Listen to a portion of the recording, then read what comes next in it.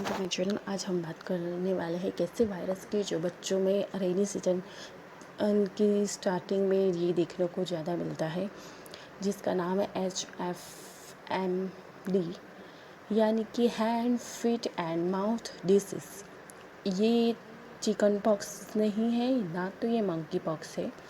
इसके कुछ सिम्टम्स हैं जो मैं आपको बताऊंगी। अगर आपको लगे कि आपके बच्चों में भी ये सिम्टम्स है तो आप तुरंत ही अपने पीडियाट्रिक्स के पास जाइए और कंफर्म करिए कि ये HFMD है या नहीं है।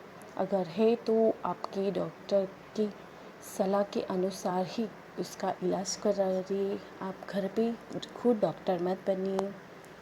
उसके कुछ सिम्टम्स है जो ज़्यादातर स्टार्टिंग में तो पता ही नहीं चलता।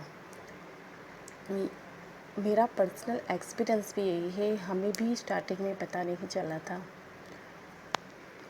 उसमें होता ये है कि बच्चे चिड़चिड़ी हो जाते हैं या खाना नहीं खाते और एकदम से चुप चुप रहने लगते हैं। हम ये सोचते हैं कि बच्चों को हुआ क्या है कि अचानक से इतना शांत हो गया, चुप चुप रहने लगे हैं, कुछ बोलते नहीं, खाते नहीं।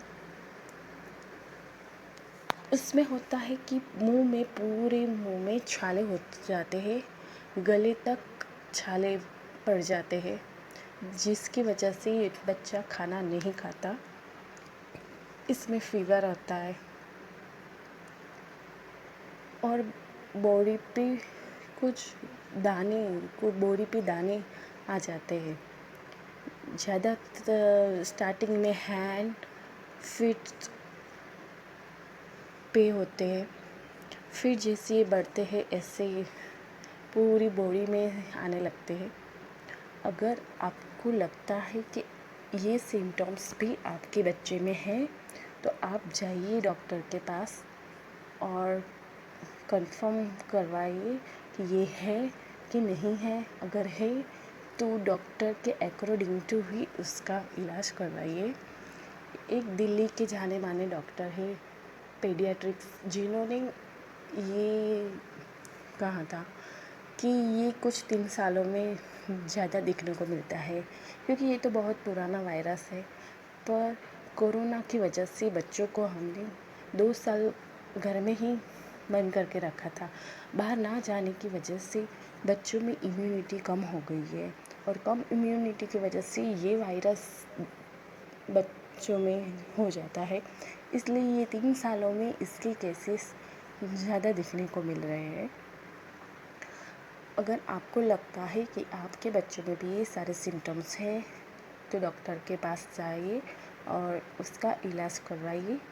अगर आपको बच्चों को है तो उसमें ये ध्यान रखना है कि उसे दूसरे बच्चों से दूर रखना है, यानी कि ये वायरस एक बच्चे से दूसरे बच्चों में बहुत ही आसानी से फैलता है। इसलिए उसे खेलने मत जाने दीजिए, स्कूल पे मत भेजिए। अगर आपके घर में दूसरे भी बच्चे हो तो उसे भी उससे दूरी बनाए रखें। दिल्ली में ही एक स्कूल में बहुत सारे बच्चों को ये डिसीज़ हुआ था, जिसकी वजह से स्कूल को 10 दिनों के लिए बंद कर दिया था और पूरे स्कूल को सैनिटाइज़र करवाया था, क्योंकि ये जो साइकिल थी उसे तोड़ना भी ज़रूरी था।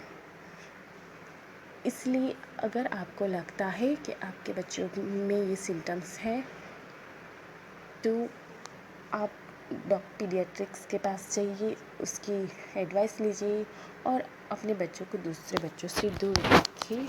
थैंक